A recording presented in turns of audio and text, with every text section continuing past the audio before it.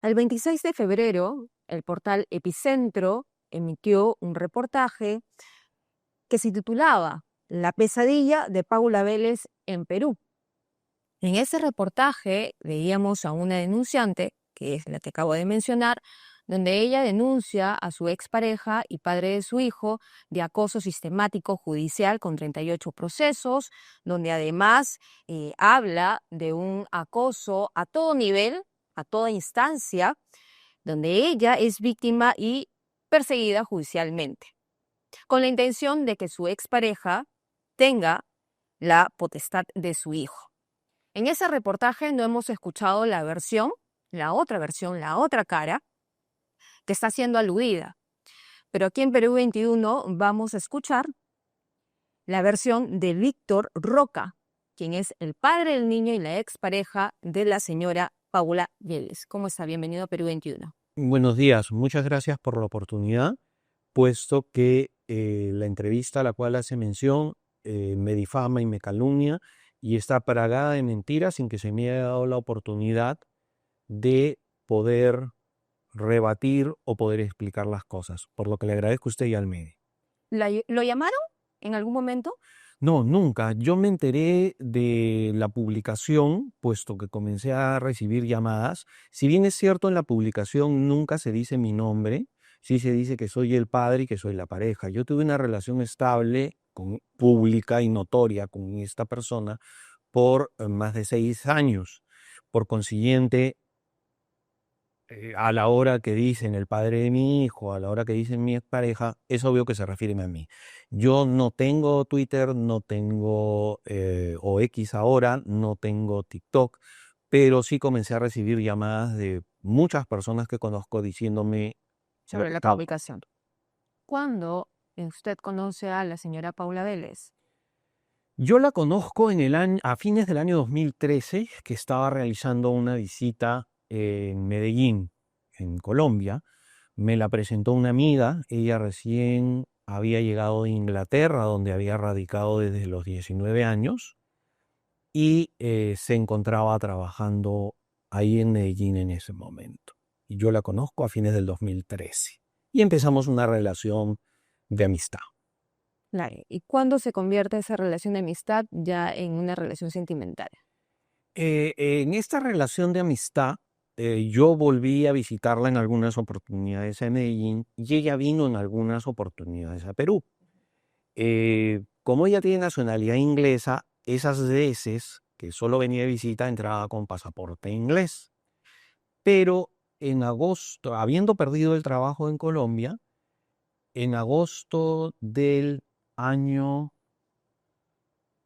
2014, como está en el movimiento migratorio, ella ya vino a vivir en el Perú y ya vino con el pasaporte colombiano y vino a vivir a mi departamento y a vivir conmigo.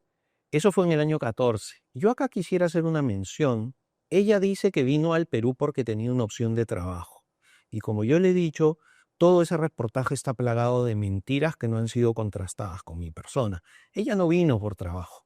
Aquí está el movimiento migratorio que dice que su primera entrada fue el 23/8 del 2014 y sin embargo su primer trabajo en el Perú fue en la empresa NEC y acá está la fecha de ingreso, el 1 de marzo de 2015. Es 6 meses después que vino al Perú. Y le agradecería si me diera solo un instante para poder decir, ella dice que yo le hago un acoso judicial y acoso total con denuncias. Yo voy a empezar, en realidad todo es al revés, y yo voy a empezar, ya que hice mención al movimiento migratorio, ella me denunció ante migraciones, perdón, ante el Ministerio de Justicia, a mí y a migraciones, a mí por haber pedido el movimiento migratorio y a migraciones por haberme dado un movimiento migratorio que concluye, porque tuve que defenderme y todo lo demás, con migraciones diciendo que es un documento público y que no había nada, ¿no? Empezando prácticamente también los acosos ahí. Vamos a empezar con las acusaciones que se dan desde el inicio a fin en ese reportaje. Ella dice que usted tenía una actitud celosa, controladora, que había maltrato físico y psicológico, que se mantuvo callada porque no quería perder el contacto con su hijo. que esto salió a relucir en pandemia, que usted la acusó de haber lastimado a su hijo y que comenzó con un proceso penal y desde ahí empezó la tortura judicial. A ver, quisiera empezar diciendo de que ella da a entender y dice que ella sufre violencia psicológica de mi parte y no muestra y no tiene ningún documento que acredite que sufre violencia psicológica de mi parte. Más bien, en el año 2019 yo había sido agredido físicamente por ella, había sufrido maltratos psicológicos y físicos que ya se hicieron imposibles y debido a la violencia psicológica que yo recibía, y yo sí voy a mostrar documentos. Estamos hablando del 2019, o sea, antes de Estamos pandemia. hablando del 2019 para más o menos de ahí llegar al 2019, ¿no? Yo comencé a recibir ayuda en un lugar que se llama CAP, Centro de Atención Psicosocial, por violencia psicológica que ella ejercía conmigo. Para todo o cualquier discusión era me voy y me llevo a mi hijo a Colombia, me voy y me llevo a Colombia a mi hijo. Y ella ni se dedicaba a mi hijito, como vamos a ver en el transcurso de la entrevista. Y acá tengo recibos que acreditan que efectivamente yo iba a la atención por violencia psicológica. Eso no es todo, sino que en el transcurso de los procesos que yo he tenido con ella, tengo informe psiquiátrico de fecha 20 de mayo del 2020 de la psiquiatra Vivanco Mujica, que es una reconocida psiquiatra, que determina el diagnóstico del paciente es un trastorno de ansiedad reactivo a violencia familiar. Tengo, a raíz de la denuncia que ella dice que puse en el 2019, tengo un informe de la clínica Concebir, que era el único lugar que daba atención psicológica, donde concluyen en la clínica Concebir los psicólogos que sufro afectación emocional por maltrato psicológico.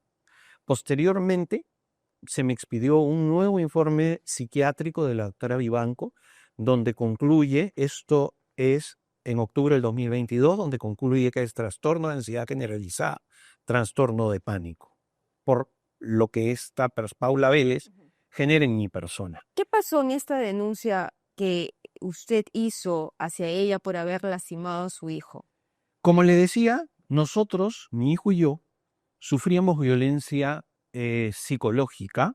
En el caso de mi hijo, ya había sufrido una violencia física, que usted ha visto el video. No es que yo lo diga, usted lo ha visto y obviamente no lo podemos presentar acá, por parte de su mamá, que le metió una trompada en la boca porque le cerró la computadora. Pero ya el 12 de mayo del 2020 pierde los papeles y nos agrede a los dos. Incluso yo voy a ayudar a mi hijo cuando ella lo está violentando y ella me araña la cara. Ese día yo nunca le he tocado a ella ni le he agredido, lo que hice fue llamar a la policía. Llegó la policía de la comisaría de Orrantia y se le iban a llevar detenida, porque era en flagrancia. Ya eran más de las 10 de la noche y ella dijo, bueno, yo me voy, no quiero problemas. Le dijeron, ahí toque queda, no nos podemos ir y no puede salir.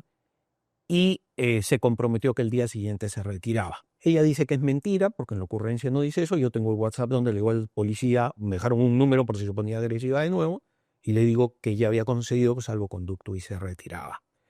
Eso fue el día 12. El día 15 se puso agresiva nuevamente y ya me fui a la comisaría de Orrantia y formulé denuncia penal. Ese mismo día, José Antonio, mi menor hijo con 3 añitos, y yo pasamos por médico legista. Y los dos salimos con lesiones. Eso fue lo que pasó el día 29, en marzo, ¿no? En marzo. Esa es la denuncia penal que ella dice que se archivó en primera y segunda instancia. Le comento qué pasó con esta denuncia.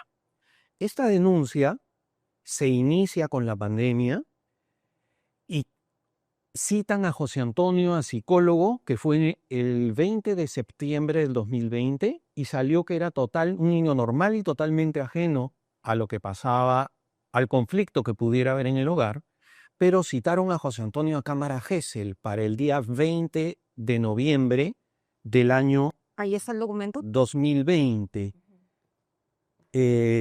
Tendría que verlo. Acá lo tengo. Acá está el acta fiscal en donde consta que el día 20 de noviembre ella no llevó a José Antonio. Y le digo por qué lo tenía que llevar ella, porque me lo sustrajo el 31 de octubre, es decir, 20 días antes de que se realice esta prueba. ¿Cómo lo Se lo llevó. trajo?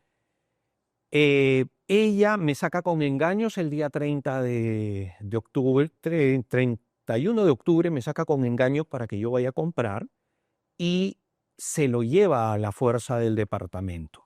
El que yo le diga que se lo lleva a la fuerza del departamento no es porque yo lo diga, sino porque incluso acá hay declaración jurada y manifestación. Esta es una declaración indagatoria del portero del edificio, donde el portero del edificio da cuenta que se lo llevó a la fuerza.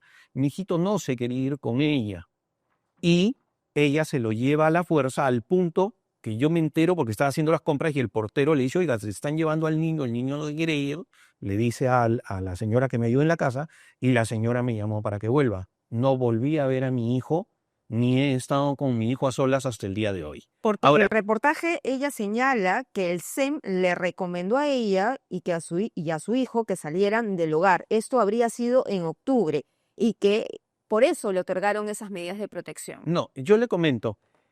Primero quiero terminar la pregunta anterior en la que ella dice de que el proceso por lesiones la absolvió.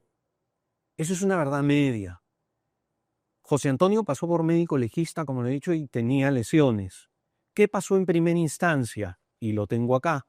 En primera instancia, en la resolución en el punto 3.4 dicen, está probado que las lesiones sufridas por el menor fueron provocadas por un humana, según se describe en el certificado de medicina legal, producto de evaluación al menor. Eso dice, o sea, hay lesiones. Y en el punto 3.4, extrañamente dice, no se ha probado que fuera en forma dolosa. Es decir, uno golpea a un niño de 3 años, le clava las uñas y todo lo demás, y qué extraño que para el juzgador diga, y como no hay dolo, entonces la absolvemos. Yo apelé esa resolución, ¿y qué sale también en la apelación? La apelación en el punto 8.7 dice, en la parte pertinente, está probado que se produjo las lesiones físicas al menor, las cuales se encuentran detalladas en el certificado médico 020791-B chica FL. Pero después, ¿qué dicen?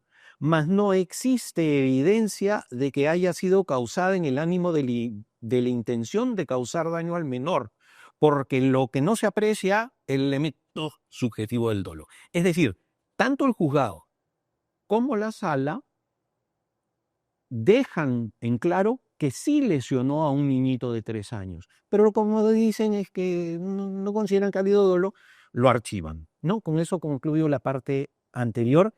Y ahora me había preguntado, Que ella había señalado en el reportaje que el SEM le recomendó que ella y su hijo salieran del hogar porque ella obtuvo medidas de protección.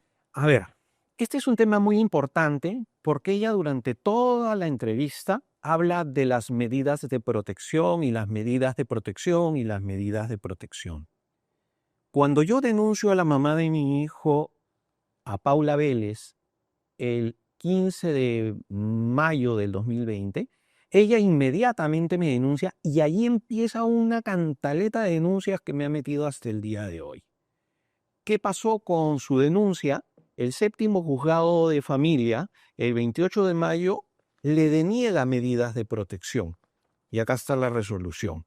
No haber mérito a dictar medidas de protección para Paula Andrea Vélez Peláez. Pues yo no le había hecho nada a ella. Sin embargo, ella se va al SEM y en el SEM sabe Dios qué habrá dicho y el 23 de octubre el SEM logra que el 15 juzgado de familia le dé a Paula Vélez medidas de protección. Esto es importantísimo porque ella cuando dice yo tengo medidas de protección, suena como si yo le pegara, la maltratara, la amenazara. Las medidas de protección se dieron para regular la convivencia en mi casa. Era 23 de octubre y ella todavía seguía en mi casa. ¿Qué dice? Se resuelve prescindir de audiencia oral. No me dieron oportunidad de defenderme. Improcedente la tenencia y la pensión de alimentos. Otorgar medidas de protección a favor de Paula Vélez en mi contra.